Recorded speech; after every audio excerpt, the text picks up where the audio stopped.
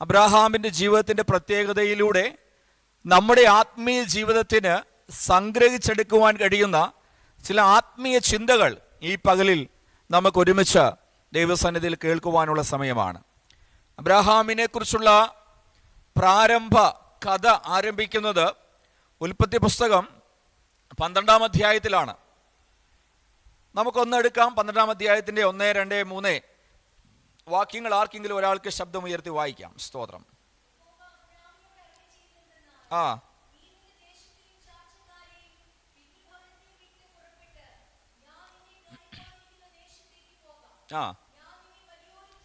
ഞാൻ നിന്നെ വലിയൊരു ജാതിയാക്കും, നിന്നെ അനുഗ്രഹിച്ച് നിന്റെ പേർ വലുതാക്കും, നീ ഒരു അനുഗ്രഹമായിരിക്കും, നിന്നെ അനുഗ്രഹിക്കുന്നവരെ ഞാൻ അനുഗ്രഹിക്കും, നിന്നെ ശപിക്കുന്നവരെ ഞാൻ ശപിക്കും, നിന്നിൽ ഭൂമിയിലെ സകല വംശങ്ങളും അനുഗ്രഹിക്കപ്പെടും. സ്തോത്രം. ആമേൻ. തേജോമയനായ ദൈവം അബ്രാഹാമിന് പ്രത്യക്ഷനായി അബ്രാഹാമിനോട് അരുളി ചെയ്യുന്ന കാര്യങ്ങളാണ് നമ്മൾ ഉൽപ്പത്തി പുസ്തകം 12-ാം അധ്യായത്തിൻ്റെ 1, 2, 3 വാക്യങ്ങൾ വായിക്കുമ്പോൾ സ്പഷ്ടമായി നമുക്ക് മനസ്സിലാക്കുവാൻ കഴിയുന്നത്. കഴിഞ്ഞ ഞായറാഴ്ച അല്പമായ പശ്ചാത്തലമൊക്കെ ഈ വേദഭാഗത്തെക്കുറിച്ച് ഞാൻ പറഞ്ഞതുകൊണ്ട് ഈ ആഴ്ച ആ ആഴത്തിൽ പറയുവാൻ ആഗ്രഹിക്കുന്നില്ല. എങ്കിലും ചില കാര്യങ്ങൾ അബ്രാഹാമിൻ്റെ ജീവിതത്തിൻ്റെ പശ്ചാത്തലവുമായി ബന്ധപ്പെട്ട് നമുക്കൊരുമിച്ച് പഠിച്ചതിന് ശേഷം മുന്നോട്ട് പോകുവാൻ കഴിയട്ടെ. അബ്രാഹാമിനെ കുറിച്ച് പഠിക്കുമ്പോൾ അബ്രാഹാം ദൈവവിശ്വാസിയായ ഒരു വ്യക്തി ആയിരുന്നില്ല. അബ്രാഹാം ജനിച്ചു വളർത്തപ്പെട്ടത് മെസൊപ്പൊത്താമിയയിൽ കൽദയരുടെ പട്ടണമായ ഊരിൽ ആയിരുന്നു എന്ന് 11-ാം അധ്യായം 27 മുതലുള്ള വാക്യങ്ങൾ വായിക്കുമ്പോൾ നമുക്ക് മനസ്സിലാക്കുവാൻ കഴിയുന്നുണ്ട്. അപ്പം കൽദയരുടെ പട്ടണമായ ഊരിൽ ജനിച്ചു വളർത്തപ്പെട്ട ഒരു വ്യക്തിയായിരുന്നു അബ്രാഹാം. അബ്രാഹാമിന് സഹോദരന്മാരുണ്ടായിരുന്നു. അബ്രാഹാമിൻ്റെ പിതാവിൻ്റെ പേര് തേരഹ് എന്നായിരുന്നു. ഈ തേരഹ് വിഗ്രഹങ്ങളെ ആരാധിക്കുകയും വിഗ്രഹങ്ങളെ ഉണ്ടാക്കി വിൽക്കുകയും ചെയ്യുന്ന ഒരു വ്യക്തിയായിരുന്നു. അപ്പം സത്യദൈവമായ യഹോവയെ അറിയാത്ത ഒരു സംസ്കാരത്തിൽ, ഒരു പശ്ചാത്തലത്തിൽ ജനിച്ചു വളർത്തപ്പെട്ട ഒരു വ്യക്തിയായിരുന്നു അബ്രാഹാം എന്ന് നമുക്ക് മനസ്സിലാക്കുവാൻ വേണ്ടി കഴിയുന്നുണ്ട്. ഈ അബ്രാഹാമിൻ്റെ പേര് ബൈബിളിൽ ആദ്യം രേഖപ്പെടുത്തിയിരിക്കുന്നത് അബ്രാഹാം എന്നല്ല, അബ്രാം എന്നാണ്. ഈ 12-ാം അധ്യായത്തിൻ്റെ 1-ാമത്തെ വാക്യം നിങ്ങളൊന്ന് ശ്രദ്ധിച്ചേ.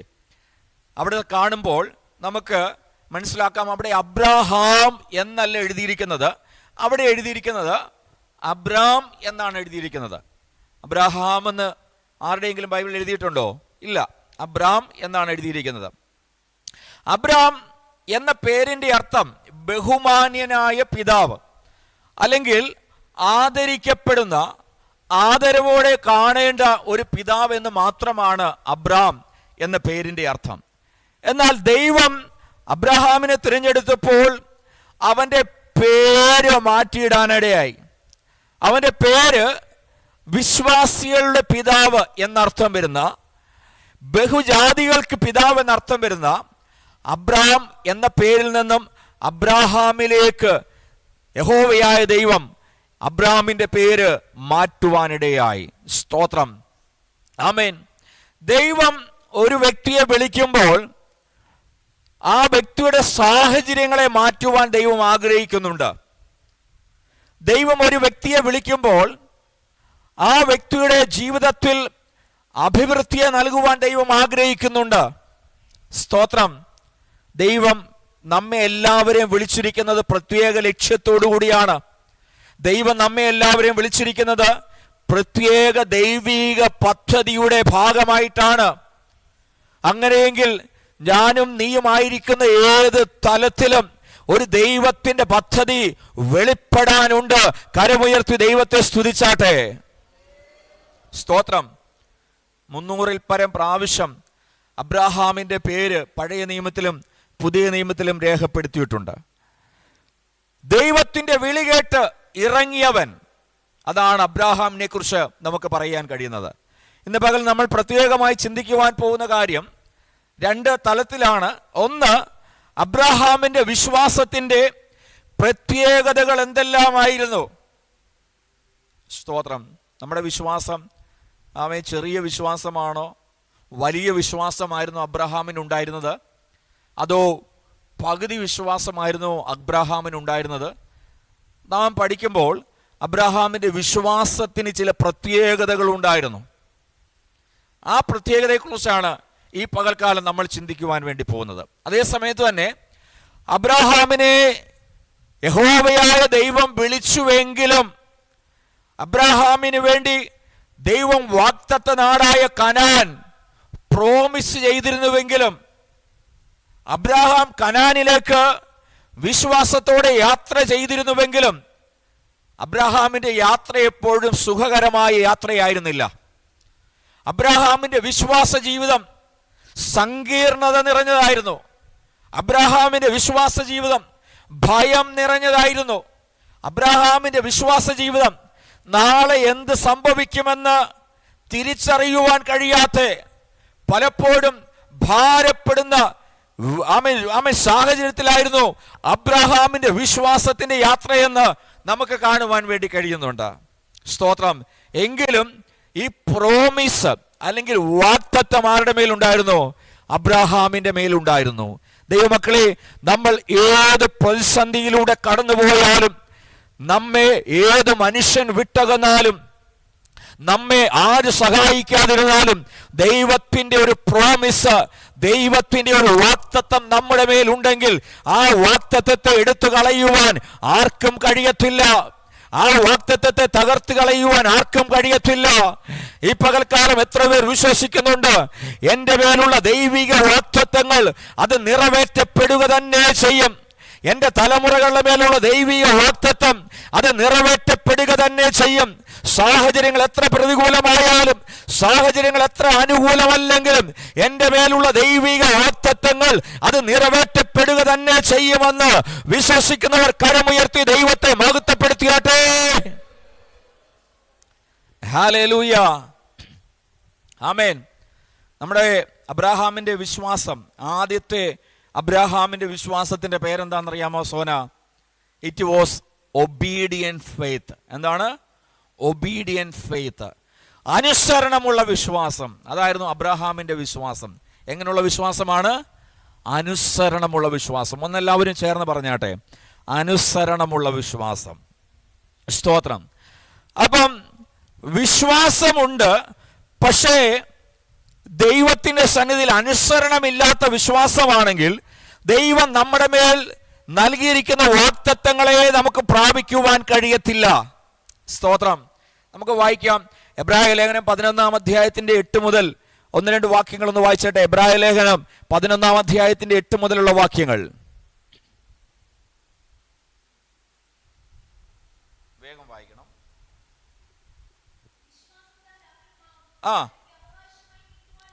വിശ്വാസത്താൽ അബ്രാഹാം തനിക്ക് അവകാശമായി കിട്ടുവാനിരിക്കുന്ന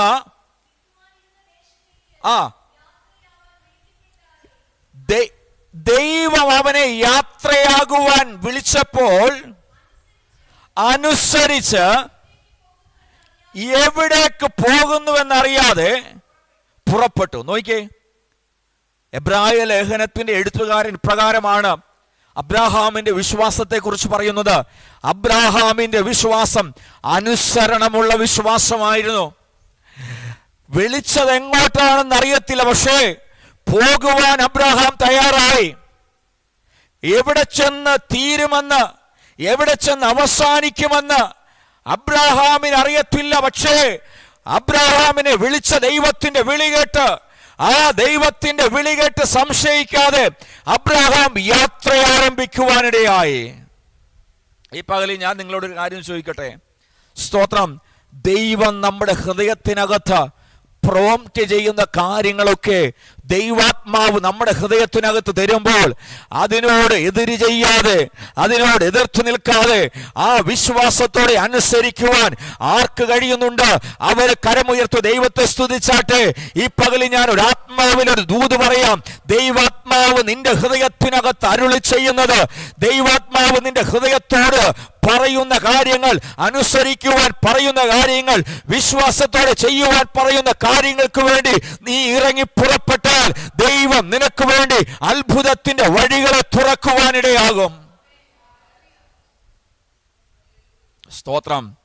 വിശ്വാസത്തോടെ അബ്രഹാം അനുസരിച്ച് യാത്ര ചെയ്തു. അബ്രഹാമിന്റെ വിശ്വാസത്തിന്റെ ആദ്യത്തെ പടി അബ്രഹാം അനുസരിക്കാൻ തയ്യാറായി എന്നുള്ളതാണ്. അബ്രഹാം സംശയിച്ചില്ല.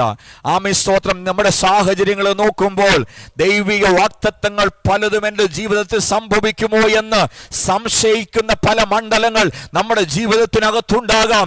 നമ്മുടെ ഭാവിയെ നാം മുന്നോട്ട് നോക്കുമ്പോൾ ഇതൊക്കെ എൻ്റെ ജീവിതത്തിൽ ദൈവം പണ്ട് പറഞ്ഞിട്ടുള്ളതാണ്, പക്ഷേ എൻ്റെ ജീവിതത്തിൽ ഇത് വന്ന് സംഭവിക്കുവാൻ സാധ്യതയുണ്ടോ എന്ന്, ഒരു സാധ്യതയും ഇല്ല എന്ന് പക്ഷേ നിങ്ങൾ ചിന്തിച്ചേക്കാം. എന്നാൽ ഈ പകൽക്കാലം ആത്മാവ് നിന്നോട് പറയുക, അതിനെ തിരുത്തിയിട്ട് നിന്റെ ഹൃദയത്തിനകത്ത് അനുസരണമുള്ള ഒരു വിശ്വാസം ഈ പകൽക്കാലം വർദ്ധിച്ചു വരുവാനിടയാകത്തക്കവണ്ണം ഈ ദിവസങ്ങളിൽ നിങ്ങളുടെ വിശ്വാസത്തെ ഒന്ന് ക്രമീകരിക്കുവാൻ ദൈവാത്മാവ് ഒരു ദൂത് കൈമാറുകയാണ്. സ്തോത്രം. എത്ര പേർക്ക് പറയാൻ കഴിയും, എൻ്റെ മേലൊരു വാഗ്ദത്തമുണ്ട്, അതെൻ്റെ ദൈവം നിറവേറ്റുക തന്നെ ചെയ്യും? സ്തോത്രം. ഹല്ലേലൂയ. എൻ്റെ സാഹചര്യങ്ങൾ എതിരാണ്, എന്നെ സഹായിക്കുവാൻ ആരുമില്ല. ഞാൻ പലയിടത്തും സഹായങ്ങൾ അപേക്ഷിച്ചു, പക്ഷെ അതെല്ലാം നിഷേധിക്കപ്പെടുവാനിടയായി. എന്നാൽ ഈ പകൽക്കാലം ദൈവത്തിന്റെ ആത്മാവ് പറയുക, നിന്നെ വിളിച്ചിറക്കിയ ദൈവം വിശ്വസ്തനാണ്, നിന്നെ വിളിച്ചിറക്കിയ ദൈവം വിശ്വസ്തന. അവൻ വഴിയിൽ നിന്നെ ഇട്ടേച്ചു പോകുന്ന ദൈവമല്ല.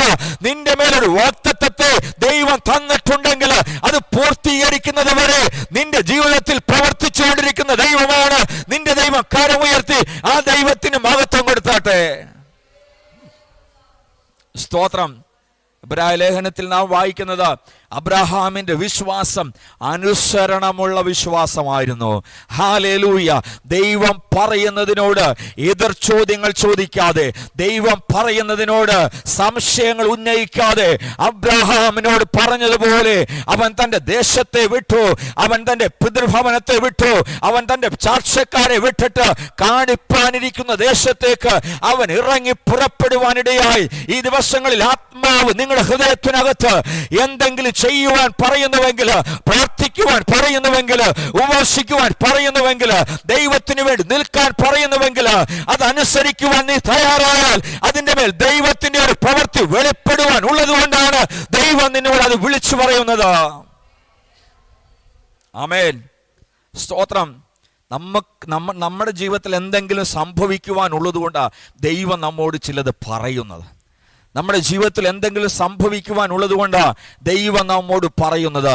ഈ ദിവസങ്ങളിൽ ഹല്ലേലൂയ അനുസരണമുള്ളവരായി ദൈവസന്നിധിയിൽ മാറുന്നുവെങ്കിൽ, ദൈവത്തിന്റെ ശബ്ദം കേട്ടിട്ട് അതനുസരിക്കുന്നുവെങ്കിൽ, പുതിയ ആലോചനകൾ ദൈവം തരുമ്പോൾ അതിനുവേണ്ടി വിധേയപ്പെട്ടു കൊടുക്കുമ്പോൾ, പുതിയ ദൈവിക ദൂതുകൾ ദൈവം തരുമ്പോൾ അതിനു മുമ്പിൽ സമർപ്പിച്ചുകൊണ്ട് ദൈവമേ ഞാനിത് അംഗീകരിക്കുന്നു, ദൈവമേ ഞാനിത് ഏറ്റെടുക്കുന്നുവെന്ന് പറഞ്ഞ് ദൈവത്തിന്റെ സന്നിധിയിൽ അനുസരണമുള്ളവരായി മാറിയാൽ ദൈവം കാണിപ്പാനിരിക്കുന്ന, എന്നാൽ ഇതുവരെ കാണിച്ചിട്ടില്ലാത്ത ചില നന്മകൾക്കും ചില അനുഗ്രഹങ്ങൾക്കും ദൈവം നിന്നെ ഉടമയാക്കി മാറ്റുവാനിടയാകും. ഹല്ലേലൂയ. ആദ്യം അനുസരണമാണ് ഉണ്ടാകേണ്ടത്, അതിനുശേഷമാണ് അനുഗ്രഹം ഉണ്ടാകുന്നത്. ആമേൻ. ഒന്നുകൂടി ഞാൻ പറയാം, ആദ്യം അനുസരണമാണ്. അനുസരിക്കുന്നവർക്ക് വേണ്ടിയാണ് ദൈവം അനുഗ്രഹങ്ങളെ മാറ്റിവെച്ചിരിക്കുന്നത്. ആമേൻ. ഇറങ്ങി പുറപ്പെടുന്നവർക്ക് വേണ്ടിയാ ദൈവം അനുഗ്രഹങ്ങളെ മാറ്റിവെച്ചിരിക്കുന്നത്. സംശയിക്കുന്നവർക്ക് വേണ്ടിയല്ല ദൈവത്തിന്റെ അനുഗ്രഹങ്ങൾ, വിശ്വസിക്കുന്നവർക്ക് വേണ്ടിയാണ് ദൈവത്തിന്റെ അനുഗ്രഹങ്ങൾ. കരമുയർത്തി ദൈവത്തെ സ്തുതിച്ചാട്ടെ. ആമേൻ. ഹല്ലേലൂയ. നിങ്ങൾ ഒരിക്കലും വിചാരിക്കരുത് ദൈവിക വാഗ്ദത്തങ്ങളിൽ സംശയിക്കുന്നവർക്ക് വേണ്ടിയാണ് ദൈവം പ്രവർത്തിക്കുന്നതെന്ന്. ഒരിക്കലും അല്ല. ദൈവത്തിൻ്റെ വാഗ്ദത്തങ്ങളിൽ വിശ്വസിച്ച് അനുസരിക്കുന്നവർക്ക് വേണ്ടിയാണ് ദൈവത്തിൻ്റെ പ്രവൃത്തി വെളിപ്പെടുവാനിരിക്കുന്നത്. ഹല്ലേലൂയ. ആമേൻ. ഈ 12-ാം അധ്യായത്തിൻ്റെ, എബ്രായ ലേഖനം 12-ാം അധ്യായത്തിൻ്റെ 1-ാമത്തെ വാക്യം 2-ാമത്തെ വാക്യം വായിക്കുമ്പോൾ, നീ നിന്റെ ദേശത്തെയും ചാർച്ചക്കാരെയും പിതൃഭവനത്തെയും വിട്ട് പുറപ്പെട്ട്, ആമേൻ, സ്തോത്രം, ഞാൻ നിന്നെ വലിയൊരു ജാതിയാക്കും. നോക്കിയേ, അബ്രഹാമിനോടുള്ള ദൈവത്തിന്റെ അരുളപ്പാട് എന്താ? ഞാൻ നിന്നെ കാണിപ്പാനിരിക്കുന്ന ദേശത്തേക്ക് പോക എന്ന് മാത്രമേ ഉള്ളൂ. സ്തോത്രം. നമ്മളായിരുന്നു അബ്രഹാമെങ്കിൽ നമ്മൾ കുറേ കാര്യങ്ങൾ ദൈവത്തോട് ചോദിച്ചേണം. കർത്താവേ, ഞാൻ എപ്പോഴാണ് പോകേണ്ടത്? സ്തോത്രം. ഇവിടെ അബ്രഹാമിനോട് ദൈവം സമയം പറയുന്നില്ല. നീ പോകാൻ പറഞ്ഞപ്പോൾ അവൻ സ്വയം തയ്യാറായി പോയി. സ്തോത്രം. ഹല്ലേലൂയ. ആമേൻ. അബ്രഹാം ദൈവത്തിന്റെ വാക്ക് കേട്ടപ്പോൾ, ദൈവത്തിന്റെ വാഗ്ദത്തങ്ങൾ അവന്റെ മേൽ വന്നപ്പോൾ, സ്തോത്രം, അവൻ ആർക്കും വേണ്ടി കാത്തു നിന്നില്ല. അവൻ ആരോടും പറയാൻ നിന്നില്ല. സ്തോത്രം. അല്ലെങ്കിൽ അടുത്ത സീസണിൽ ഞാൻ പോകാമെന്ന് അവൻ പറഞ്ഞില്ല. സ്തോത്രം.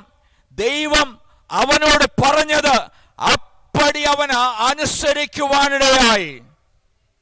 കാണിപ്പാനിരിക്കുന്ന ദേശം, അങ്ങനെ ഒരു ദേശമുണ്ടോ എന്ന് ചോദിച്ചാൽ, സ്തോത്രം, ദൈവാത്മാവിൽ ദൈവത്തിന്റെ വാഗ്ദത്തങ്ങളിൽ വിശ്വസിക്കുന്നവന് അങ്ങനെ ഒരു ദേശമുണ്ട്, കാണിപ്പാനിരിക്കുന്ന ദേശം. ഹല്ലേലൂയ. ദൈവമാണ് കാണിപ്പാനിരിക്കുന്നതെങ്കിൽ നിനക്ക് പുറപ്പെടുവാൻ നിന്റെ ഹൃദയത്തിനകത്ത് ധൈര്യമുണ്ടാകണം. സ്തോത്രം.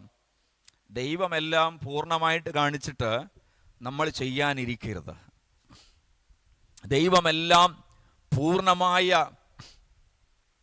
കോൺഫിഡൻസ്, ഉറപ്പും തന്നിട്ട് നമ്മൾ എല്ലാം ചെയ്യാനിരിക്കരുത്. നമ്മൾ ഇറങ്ങി പുറപ്പെടുമ്പോഴാണ് ദൈവത്തിൻ്റെ പദ്ധതികൾ ഓരോന്നായി തെളിഞ്ഞു വരുന്നത്. ഹല്ലേലൂയ.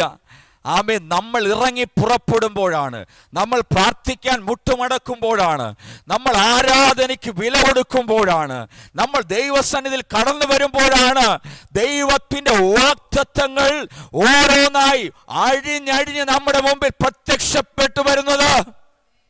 ഉദാഹരണം എന്താണ്? ആമേൻ. കാണിപ്പാനിരിക്കുന്ന ദേശത്തേക്ക് പോകാൻ പറഞ്ഞപ്പോൾ അബ്രഹാം, വാക്യം വായിച്ചാട്ടെ, 3-ാമത്തെ വാക്യം വായിച്ചാട്ടെ, 4-ാമത്തെ വാക്യം. യഹോവ തന്നോട് കൽപ്പിച്ചതുപോലെ അബ്രഹാം പുറപ്പെട്ടു. ലോത്തും അവനോടുകൂടെ പോയി. പിന്നെ നോക്കിയേ, ഹാരാനിൽ നിന്ന് പുറപ്പെടുമ്പോൾ അബ്രഹാമിന് എത്ര വയസ്സായിരുന്നു? 75 വയസ്സ്. സ്തോത്രം. ദൈവത്തിൻ്റെ പ്രത്യക്ഷത ഉണ്ടാകുന്നതിന് പ്രായമൊന്നും സമയമൊന്നുമില്ല. അത് ആരുടെ മേലും ഏത് സമയത്തും ഏത് പ്രായത്തിലും ഉണ്ടാകാം. ഹല്ലേലൂയ. ആമേൻ. ആരെങ്കിലും ഇങ്ങനെ പറയുന്നുണ്ടോ? കർത്താവ്, എൻ്റെ സമയമെല്ലാം പോയി, ഞാൻ നേടിയെടുക്കേണ്ട സമയമെല്ലാം പോയി, എൻ്റെ ജീവിതത്തിൽ ഒരു നന്മ കാണേണ്ട സമയം അതിക്രമിച്ചു, എൻ്റെ ജീവിതത്തിൽ ഒരു അഭിവൃദ്ധി കാണേണ്ട സമയം, എൻ്റെ തലമുറകൾക്ക് ഒരു വിടുതലുണ്ടാകേണ്ട സമയം അതിക്രമിച്ചു. ഈ പകൽക്കാലം അങ്ങനെ ഒരു വിലാപത്തോടെ ആരെങ്കിലും ദൈവസന്നിധിയിൽ ഇരിക്കുന്നുവെങ്കിൽ അവരോടുള്ള ആത്മീയ ദൂത് പരിശുദ്ധാത്മാവ് ഈ പകലിൽ കൈമാറുകയാ. ഹല്ലേലൂയ. ആമേൻ. സ്തോത്രം. ദൈവത്തിന് ഏത് സമയത്തും, ദൈവത്തിന് ഏത് പ്രായത്തിലും ഒരു വ്യക്തിയെ ഉയർത്താനും മാനിക്കാനും കഴിയും. വിശ്വസിക്കുന്നവർ കരമുയർത്തി സ്തോത്രം ചെയ്താട്ടെ. ആമേൻ. സാഹചര്യങ്ങളെ മുഖവിലക്കെടുക്കാതെ നിനക്ക് വേണ്ടി പ്രവർത്തിക്കുന്ന ഒരു ദൈവമാണ് നിന്റെ ദൈവം. ആമേൻ. നിന്റെ ഏജ്, നിന്റെ പ്രായം എത്രയെന്ന് നോക്കാതെ നിനക്ക് വേണ്ടി അത്ഭുതങ്ങളെ ചെയ്യുവാൻ കഴിയുന്ന ഒരു ദൈവമാണ് നിന്റെ ദൈവം. ഈ പകലിൽ വിശ്വസിക്കുന്നവർക്ക് വേണ്ടി വ്യാപരിക്കുന്ന ഒരു ദൈവശക്തിയാൽ ആമേൻ ദൈവത്തിന്റെ ജനം ഈ പകൽക്കാലം നിറയപ്പെടട്ടെ. ദൈവത്തിന്റെ ആത്മാവിന്റെ പ്രവൃത്തി ഈ സഭയ്ക്കകത്ത് വെളിപ്പെട്ടു വരട്ടെ. ആമേൻ. അല്പനിമിഷങ്ങൾ കരങ്ങളെ അടിച്ച് ഒരുമിച്ച് കർത്താവിനെ സ്തുതിച്ചാട്ടെ. ഒരുമിച്ച് ദൈവത്തിന്റെ പ്രവൃത്തി വെളിപ്പെടട്ടെ. ഹല്ലേലൂയ.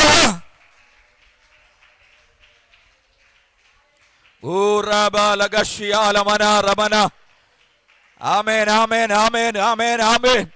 നിന്റെ സമയം കഴിഞ്ഞിട്ടില്ലെന്ന്, നിന്റെ പ്രായം ദൈവം കണക്കിലെടുക്കുന്നില്ലെന്ന്. ആരോടോ ദൈവത്തിന്റെ ദൂത് കൈമാറുകയാ, നിന്റെ പ്രായം ദൈവത്തിനൊരു പ്രശ്നമല്ലെന്ന്. ഈ ദിവസങ്ങളിൽ ചിലരോട് ദൈവത്തിന്റെ ആത്മാവ് പറയുക, ദൈവത്തിന്റെ പ്രവർത്തിക്ക് ആമേൻ നിന്റെ പ്രായം ഒരു പ്രശ്നമല്ലെന്ന്.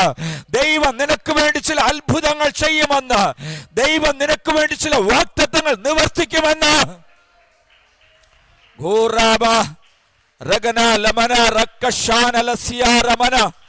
കരമടിച്ച്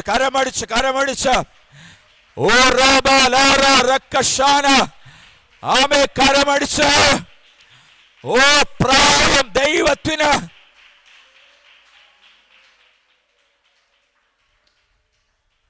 ആമേൻ. സ്തോത്രം. ഞാനും ആ ദൂത് ഏറ്റെടുക്കുക, പ്രായം ഒരു ദൈവത്തിനൊരു പ്രശ്നമല്ലെന്ന്. ഈ പകൽക്കാലം ഞാൻ അത് ഏറ്റെടുക്കുകയാണ്. എന്നോടൊപ്പം എത്ര പേർക്ക് ഏറ്റെടുക്കാൻ കഴിയും? എൻ്റെ ഈ പ്രായത്തിൽ കവിഞ്ഞൊരു ദൈവിക വെളിപ്പാട് എൻ്റെ മേൽ വരാനുണ്ട്. ആമേൻ. എൻ്റെ ഈ പ്രായത്തിൽ എനിക്കൊരിക്കലും സംഭവിക്കുവാൻ കഴിയാത്ത, എൻ്റെ ജീവിതത്തിൽ ഒരിക്കലും സംഭവിക്കുവാൻ കഴിയാത്ത ദൈവത്തിൻ്റെ വാഗ്ദത്തങ്ങൾ എൻ്റെ മേൽ വെളിപ്പെടാനുണ്ടെന്ന്. ആമേൻ. നിന്റെ മേൽ വെളിപ്പെടാനുണ്ടെന്ന്.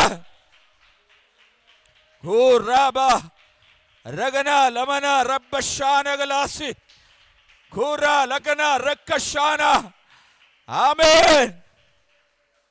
ഹല്ലേലൂയ. ആമേൻ. 12-ാം അധ്യായം വായിക്കുമ്പോൾ നമ്മൾ ഓർക്ക് അബ്രഹാമിന്റെ മേൽ ഇറങ്ങി വന്ന ദൈവത്തിന്റെ വെളിപ്പാട് ഏതാണ്ട് 35-ാമത്തെ വയസ്സിൽ ഉണ്ടായതെന്നാണ് നാം ചിന്തിക്കുന്നത്. പക്ഷേ 35-ാമത്തെ വയസ്സിലല്ല, 75-ാമത്തെ വയസ്സിൽ അബ്രഹാമിൻ്റെ മേലൊരു വാഗ്ദത്തം വരികയാണ്.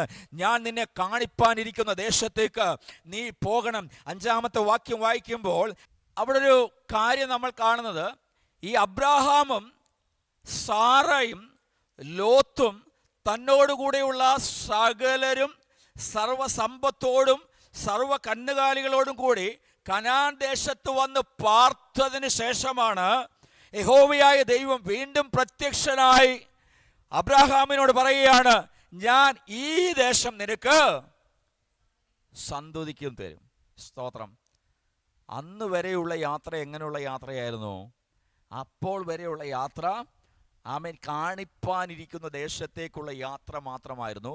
പക്ഷേ കനാനിൽ വന്നതിന് ശേഷമാണ് അബ്രഹാമിനോട് യഹോവയായ ദൈവം പറയുകയാണ്, ഈ ദേശം നിനക്കും നിന്റെ സന്തതിക്കും ഞാൻ ഈ ദേശം തരുമെന്ന് പറയുകയാണ്. ഹല്ലേലൂയ. ആമേൻ. സ്തോത്രം. അവിടെ നമുക്ക് മറ്റൊരു കാര്യം കാണുവാൻ വേണ്ടി കഴിയുന്നത്, ഈ 75 വയസ്സായ അബ്രഹാമിനോട് യഹോവയായ ദൈവം അരുളി ചെയ്യുന്നു, നിനക്കും നിന്റെ സന്തതിക്കും ഞാൻ ഈ ദേശം തരും. സ്തോത്രം. എന്നാൽ അബ്രഹാമിന് ആ സമയത്ത് തലമുറകൾ ഉണ്ടായിരുന്നോ? തലമുറകൾ ഇല്ലായിരുന്നു. സ്തോത്രം. അപ്പൊ ദൈവത്തിന്റെ വാഗ്ദത്തം അബ്രഹാമിന്റെ മേൽ കിടക്കുന്നത്, നിന്റെ സന്തതിക്ക് ഞാൻ ഈ ദേശം അവകാശമായി തരും. പക്ഷേ 75 വയസ്സുള്ള അബ്രഹാമിനും 65 വയസ്സുള്ള സാറയ്ക്കും അപ്പോഴും മക്കൾ ജനിച്ചിരുന്നില്ല. സ്തോത്രം. നോക്കിയേ, അബ്രഹാമിൻ്റെ ജീവിതത്തിൻ്റെ വിശ്വാസത്തിൻ്റെ പരിശോധനകൾ അവിടെ തുടങ്ങുകയാണ്. വാഗ്ദത്തം നമ്മുടെ മേലുണ്ടെങ്കിലും വിശ്വാസത്തിൻ്റെ പരിശോധനകൾ നമ്മുടെ മേലുണ്ട്. സ്തോത്രം. ദൈവത്തിൻ്റെ കൃപ നമ്മുടെ മേലുണ്ടെങ്കിലും വിശ്വാസത്തിൻ്റെ പരിശോധനകൾ നമ്മുടെ ജീവിതത്തിനകത്തുണ്ട്. ഹല്ലേലൂയ. എന്നാൽ വാഗ്ദത്തങ്ങളെ തകർക്കുവാൻ കഴിയുന്ന ഒരു വിശ്വാസത്തിന്റെ പരിശോധനയും നിന്റെ ജീവിതത്തിൽ നിന്നെ കീഴ്പ്പെടുത്താൻ വരികയില്ല. കാരണം ദൈവത്തിന്റെ വാഗ്ദത്തങ്ങൾ നമ്മുടെ മേൽ ഉള്ളതുകൊണ്ട് അത് പൂർത്തീകരിക്കേണ്ടത് ദൈവത്തിന്റെ ഉത്തരവാദിത്തമാണെങ്കിൽ, ആമേൻ, നിന്റെ വിശ്വാസം എത്രത്തോളം ചോദിക്കപ്പെട്ടാലും, നിന്റെ വിശ്വാസം എത്രത്തോളം പരിശോധനയിലൂടെ കടന്നു പോകേണ്ടി വന്നാലും ആ വാഗ്ദത്തത്തെ ഒരിക്കലും ദൈവം മാറ്റിക്കളയുന്ന ദൈവമല്ല. ആമേൻ. വാഗ്ദത്തങ്ങളെ നമ്മുടെ ജീവിതത്തിനകത്ത് സംഭവിക്കുവാനുള്ള സാഹചര്യങ്ങളെ ദൈവം അനുകൂലമാക്കും. ആമേൻ. 75-ാമത്തെ വയസ്സിൽ നിന്റെ സന്തതിക്ക് ഞാൻ ദേശം തരുമെന്ന് ദൈവത്തിന്റെ വാഗ്ദത്തമുണ്ടെങ്കിലും അബ്രഹാമിന്റെ ജീവിതത്തിൽ അത് സംഭവിക്കുന്നത് 25 വർഷങ്ങൾക്ക് ശേഷം അബ്രഹാമിന്റെ 100-ാമത്തെ വയസ്സിലാണ്. ഓക്കേ, 25 വർഷം, സ്തോത്രം, അബ്രഹാം ദൈവത്തിന്റെ വാഗ്ദത്തത്തിന് വേണ്ടി പിടിച്ചു നിൽക്കുകയാണ്. സ്തോത്രം. അബ്രഹാമിന്റെ 2-ാമത്തെ വിശ്വാസം അത് കാത്തിരിപ്പിന്റെ വിശ്വാസമായിരുന്നു.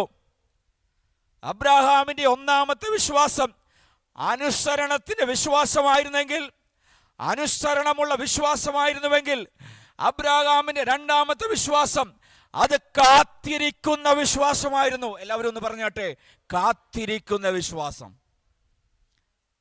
75-ാമത്തെ വയസ്സിൽ വാഗ്ദത്തം ലഭിച്ച അബ്രഹാം 25 വർഷം ഒരു സന്തതിക്ക് വേണ്ടി കാത്തിരുന്നു.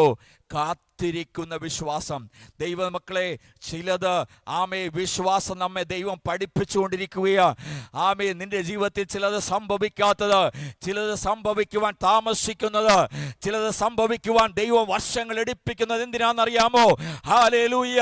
നിന്നെ ദൈവസന്നിധിയിൽ കാത്തിരിക്കുന്ന ഒരു വിശ്വാസത്തിന്റെ ഉടമയാക്കി നിന്നെ മാറ്റിക്കൊണ്ടിരിക്കുകയാണ്. ഹല്ലേലൂയ. കാത്തിരിക്കുന്ന വിശ്വാസം അത് വാഗ്ദത്ത പൂർത്തീകരണത്തിനുള്ള വിശ്വാസമാ. അത് ദൈവിക പദ്ധതി വെളിപ്പെടുവാനുള്ള വിശ്വാസമാ. നമുക്ക് അങ്ങനെ ഒരു വിശ്വാസം ഉണ്ടോ?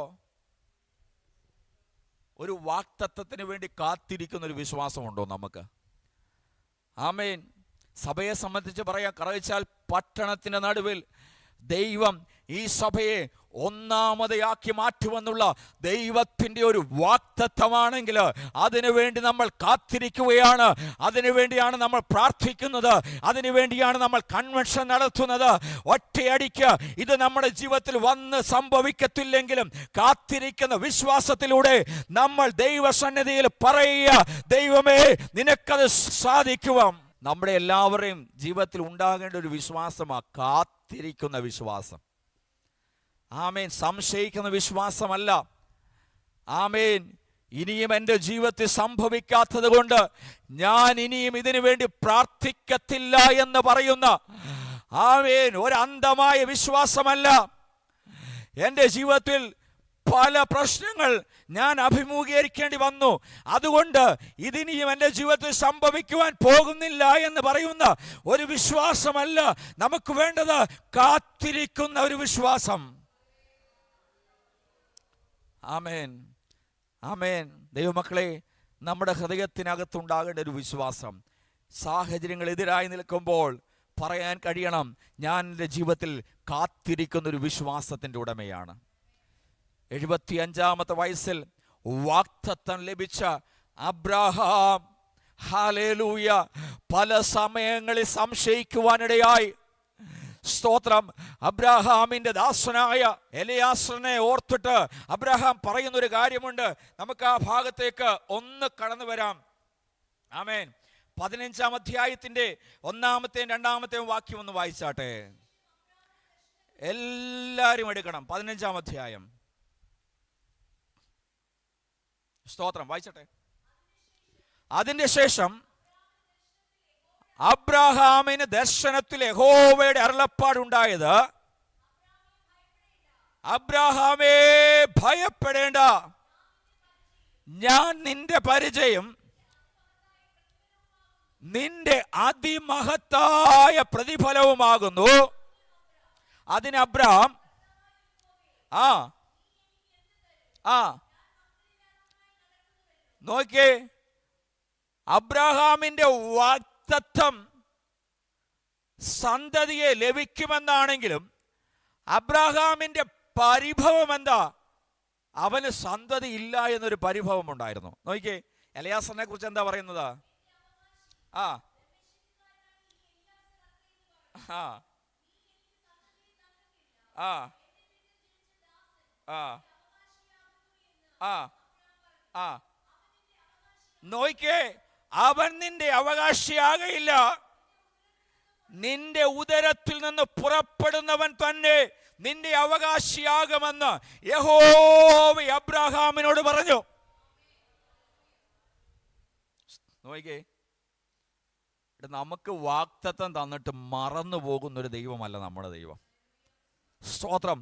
നിന്റെ മേൽ പകർന്നിട്ടുള്ള, നിന്നോട് പ്രവാചകന്മാർ മുഖാന്തരം പറഞ്ഞിട്ടുള്ള സകല വാഗ്ദത്തങ്ങളും നീ മറന്നുപോയാലും, നീ കുറിച്ചിട്ടില്ലെങ്കിലും, നിന്നോട് പറഞ്ഞ പ്രവാചകൻ മറന്നുപോയാലും അത് മറക്കാത്ത സ്വർഗത്തിലെ ഒരു ദൈവമുണ്ട്.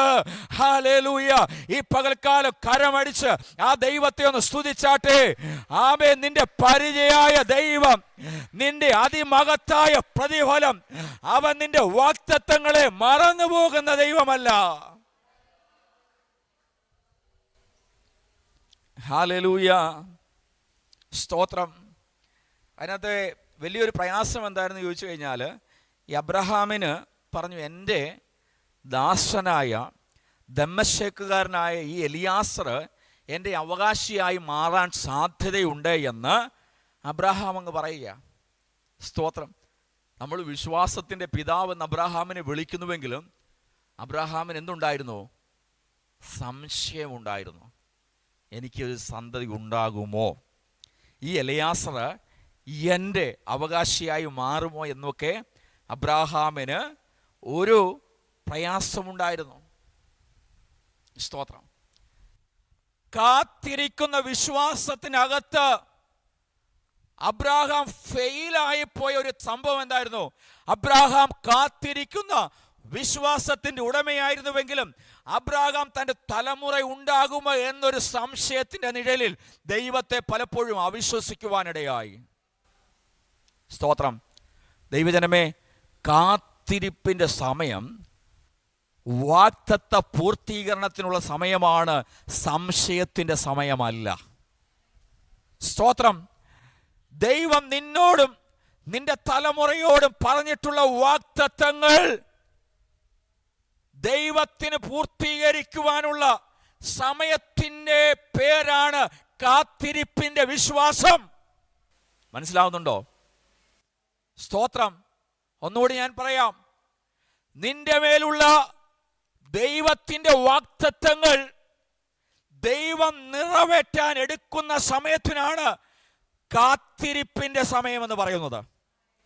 സ്തോത്രം. അതിനെ സംശയത്തിന്റെ സമയമാക്കി നീ മാറ്റരുത്. അതിനെ അവിശ്വാസത്തിന്റെ സമയമാക്കി മാറ്റരുത്. അതിനെ പ്രാർത്ഥനയില്ലായ്മയുടെ ദിനങ്ങളാക്കി മാറ്റരുത്. അതിനെ വിശ്വാസമില്ലാത്ത നാളുകളാക്കി നിന്നെ മാറ്റരുത്. സ്തോത്രം. ആമേൻ. ദൈവപ്രവർത്തിയുടെ സമയത്തിന്, ദൈവം പ്രവർത്തിക്കുവാൻ എടുക്കുന്ന സമയത്തിന്റെ പേരാ എൻ്റെ കാത്തിരിപ്പിന്റെ സമയം. ഹല്ലേലൂയ. ഒന്നുകൂടെ പറഞ്ഞാട്ടെ. ആമേൻ. ദൈവം പ്രവർത്തിക്കുവാൻ എടുക്കുന്ന സമയത്തിന്റെ പേരാ എൻ്റെ കാത്തിരിപ്പിന്റെ സമയം. കരമുയർത്തി ദൈവത്തിന് മഹത്വം കൊടുത്താട്ടെ. നിന്റെ മേലുള്ള വാഗ്ദത്തങ്ങളെ മറക്കുന്ന ദൈവമല്ല എൻ്റെ സ്വർഗത്തിലെ ദൈവം. ഒരു വാഗ്ദത്തം തന്നിട്ട് നിന്നെ ഇറക്കി നിർത്തിയിട്ട് ഹല്ലേലൂയ അതിന്റെ വാക്ക് ചെയ്യാതിരിക്കുന്ന ദൈവമല്ല എൻ്റെ ദൈവം. ഹല്ലേലൂയ. വിശ്വാസമുള്ളവർ, സന്തോഷമുള്ളവർ കരമുയർത്തി ദൈവത്തെ മഹത്വപ്പെടുത്തിയാട്ടെ. നിന്നെ വിളിച്ചിറക്കിയിട്ട് വഴിയിലിട്ടേച്ചു പോകുന്ന ഒരു ദൈവത്തിന്റെ സാന്നിധ്യമല്ല ഈ പകലിൽ നാം അനുഭവിച്ചു കൊണ്ടിരിക്കുന്നത്. വാഗ്ദത്തത്തെ പൂർത്തീകരിക്കുന്ന ഒരു ദൈവത്തിന്റെ സാന്നിധ്യം. കരമടിച്ച് കൂറാബ ലബശിയാമ രഗന ലബന റബല റക്കശാനല ഹല്ലേലൂയ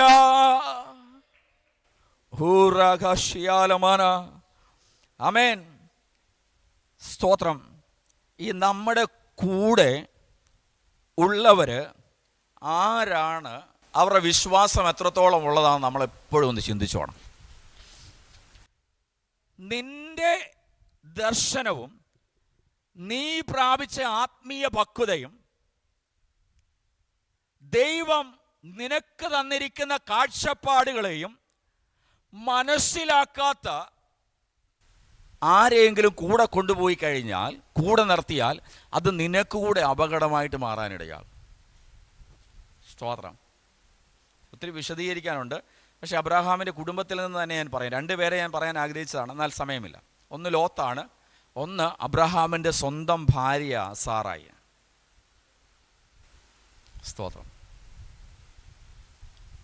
സാറ എന്ന് പറഞ്ഞപ്പോൾ എല്ലാവരും നിശബ്ദരായിരിക്കുന്നതിൻ്റെ കാരണം എന്താണെന്നറിയത്തില്ല. 16-ാം അധ്യായം എടുത്താട്ടെ, പെട്ടെന്ന് വായിക്കണേ. അബ്രഹാമിൻ്റെ ഭാര്യയായ സാറായി മക്കളെ പ്രസവിച്ചിരുന്നില്ല. അബ്രഹാം സാറാ ദമ്പതികൾക്ക് മക്കൾ ഉണ്ടായില്ല. 75-ാമത്തെ വയസ്സിലാണ് അവർക്ക് വാഗ്ദത്തം ലഭിക്കുന്നത്. അവരോട് പറഞ്ഞത്, നിന്റെ സന്തതിക്ക് ഞാൻ ദേശം അവകാശമായി തരുമെന്നാണ്.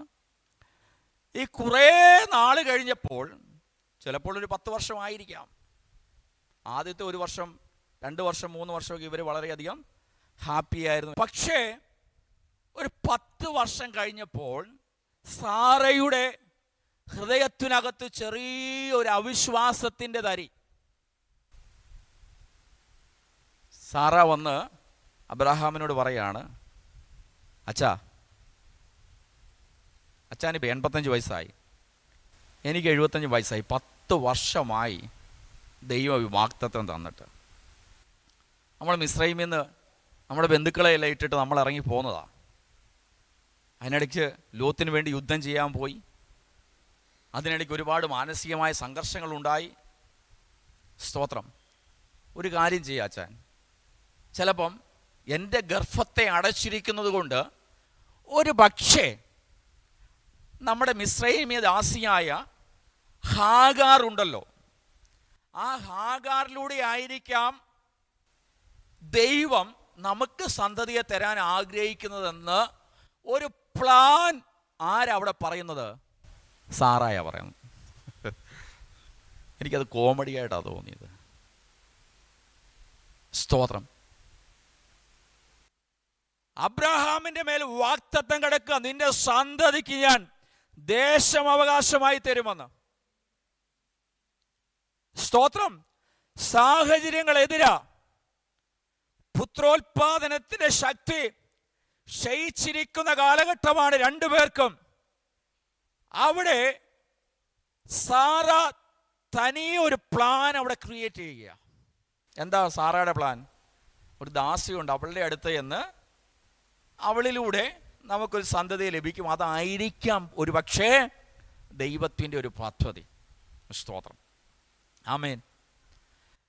സാറ പറഞ്ഞ പദ്ധതി ഈ ദൈവത്തിൻ്റെ പദ്ധതിക്കകത്തിട്ട് സാറ അത് നടപ്പിലാക്കി. അബ്രഹാം മിസ്രൈമ്യ ദാസിയായ ഹാഗാറിൻ്റെ അടുത്ത് ചെന്നു. അവർക്ക് ഇശ്മായേൽ എന്നൊരു സന്തതി ജനിച്ചു. പക്ഷേ യഹോവയായ ദൈവം പറഞ്ഞു, ഇതല്ല വാഗ്ദത്ത സന്തതി. സ്തോത്രം. അപ്പോഴും പറയുകയാണ്, ഞാൻ നിനക്ക് സന്തതിയെ തരും. ദൈവമക്കളെ, ദൈവത്തിൻ്റെ വാഗ്ദത്തത്തിനകത്ത്, ദൈവത്തിൻ്റെ പദ്ധതിക്കകത്ത് നിന്റെ പദ്ധതി കുത്തിക്കേറ്റാൻ നീ പോകരുത്. ദൈവത്തിൻ്റെ വിളിക്കകത്ത് വിളിയില്ലാത്തവന്റെ വാക്ക് കേട്ട് നീ എന്തെങ്കിലും ചെയ്യാൻ പോകരുത്. ഞാൻ പറയുന്നത് മനസ്സിലാകുന്നുണ്ടെന്ന് വിശ്വസിക്കുകയാണ്. ദൈവത്തിൻ്റെ പദ്ധതിക്കകത്ത് നിന്റെ പദ്ധതി നടപ്പിലാക്കാൻ നീ പോകരുത്. ദൈവത്തിൻ്റെ പ്ലാനുകൾക്കനുസരിച്ച് നീ നടക്കുമ്പോൾ, ദൈവം നിന്നെ നടത്തുമ്പോൾ, അതിനകത്ത് നിന്റെ സ്വയം പദ്ധതി നീ നടപ്പിലാക്കാൻ പോകരുത്. അത് നിന്റെ ജീവിതത്തിനകത്ത്, നിന്റെ കുടുംബത്തിനകത്ത്, നിന്റെ ജീവിതത്തിന്റെ വിശാലതയ്ക്ക് അതൊരു സ്തോത്രം ഒരു തടസ്സമായി മാറുവാനിടയാകും. ആമേൻ. ഈ ലോത്തിനെ അബ്രാഹാം സ്നേഹിച്ചുവെങ്കിലും ലോത്ത് പലപ്പോഴും അബ്രാഹാമിനൊരു തടസ്സമായി നിൽക്കുന്നത് നമുക്ക് കാണാൻ കഴിയുന്നുണ്ട്. ലോത്ത് പറയുകയാണ്, സ്തോത്രം, യോത്തിൻ്റെ കന്നുകാലികളെ നോക്കുന്ന ഇടയന്മാരും സ്തോത്രം അബ്രാഹാമിൻ്റെ കന്നുകാലികളെ നോക്കുന്ന ഇടയന്മാരും തമ്മിൽ വഴക്കുണ്ടായപ്പോൾ, തമ്മിൽ പിണക്കമുണ്ടായപ്പോൾ ലോത്തിനോട് അബ്രാഹാം പറയുകയാണ്, സ്തോത്രം, നീ വടക്കോട്ടെങ്കിൽ ഞാൻ കിഴക്കോട്ട് പോയിക്കോളാം, നീ കിഴക്കോട്ടെങ്കിൽ ഞാൻ വടക്കോട്ട് പോയിക്കോളാം. അബ്രാഹാമേ, നമ്മൾ തമ്മിൽ സഹോദരന്മാരാണ്, നമ്മൾ തമ്മിൽ രക്തബന്ധമുള്ളവരാണ്. നമ്മളുടെ ഇടയ്ക്ക് പ്രശ്നമുണ്ടാകാതിരിക്കാൻ, നമ്മുടെ ഇടയ്ക്ക് പിണക്കമുണ്ടാകാതിരിക്കാൻ നീ പോകുന്നതിൻ്റെ ഓപ്പോസിറ്റ് ഞാൻ പോയിക്കോളാമെന്ന് അബ്രാഹാം ലോത്തിനോട് പറയാനിടയായി. ലോത്ത് എന്താ തിരഞ്ഞെടുത്തത്? നീരോട്ടമുള്ള സ്ഥലം തിരഞ്ഞെടുത്ത് സോദോം വരെയും, സ്തോത്രം, കൂടാരം മാറ്റി മാറ്റി അടിച്ചു പോകുന്ന ഒരു ലോത്തിനെ നമുക്ക് കാണാൻ കഴിയുന്നുണ്ട്. സ്തോത്രം, നീരോട്ടമുള്ള, കൃഷിക്ക് പറ്റിയ, ഫലഭൂയിഷ്ടമായ, വെള്ളമുള്ള സ്ഥലം അബ്രാഹാമിന്റെ കൂടെ ഇറങ്ങി പുറപ്പെട്ട ലോത്ത് തിരഞ്ഞെടുത്തു.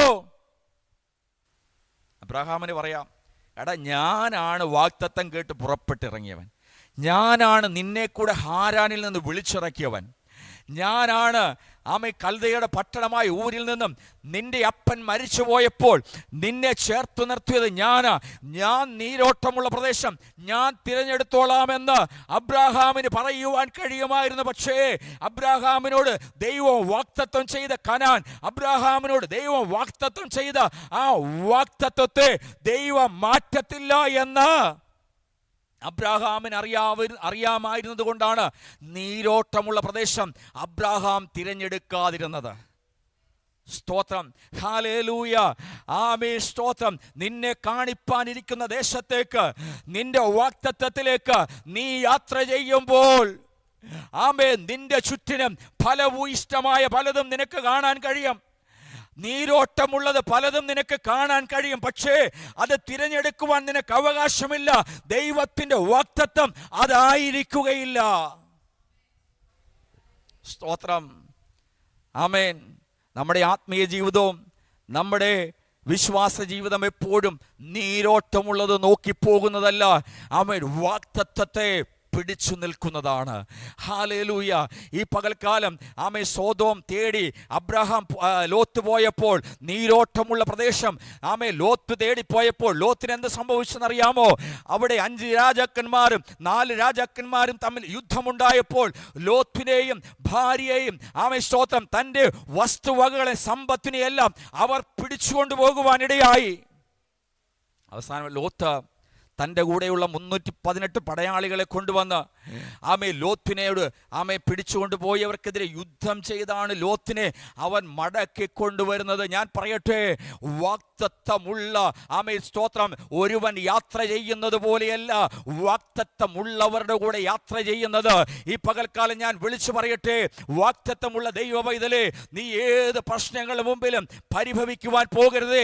നീ ഏത് പ്രശ്നങ്ങളുടെ മധ്യേ നീ പരാതിപ്പെടാൻ പോകരുത്. നീ ഏത് പ്രശ്നങ്ങളുടെ മധ്യേ മറ്റുള്ളവരെ കുറ്റപ്പെടുത്താൻ പോകരുത്. നീ ഏത് പ്രശ്നങ്ങളുടെ നടുവിലും എൻ്റെ ജീവിതത്തിൽ എന്താ ഒരു നന്മയുണ്ടാകാത്തതെന്ന് നീ ചോദിക്കാൻ പോകരുത്. നിന്റെ വാഗ്ദത്തത്തിന്റെ സമയം ഇതാ പൂർത്തീകരിക്കാൻ സമയമായി വരുന്നതേയുള്ളൂ.